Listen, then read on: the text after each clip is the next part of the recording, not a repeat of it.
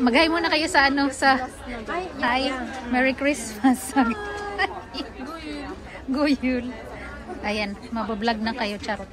Ang ganda. Ayan, Christmas tree.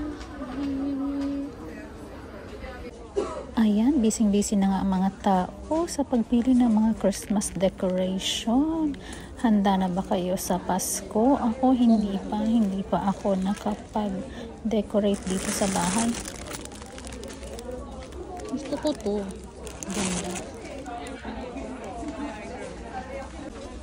Ang daming mga sale ngayon kasi next week, I think is Black Friday, kaya lahat ng mga tinda nila ngayon is 40%. Kaya yan, yung mga tao tinudumog ang mga tinda, pero ako wala akong pambili.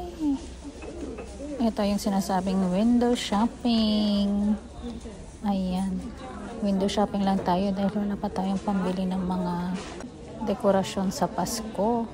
Worth it bang bumili ng bago? Meron naman ako doon sa bahay, pero tingnan na lang natin kung may extra budget tayo. Kayo, nagpapalit ba kayo every year ng mga pang-decorate sa Pasko?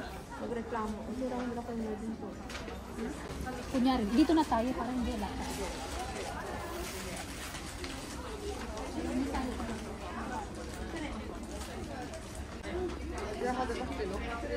At ayan na nga ako, patingin-tingin lang ako, hindi naman makabili.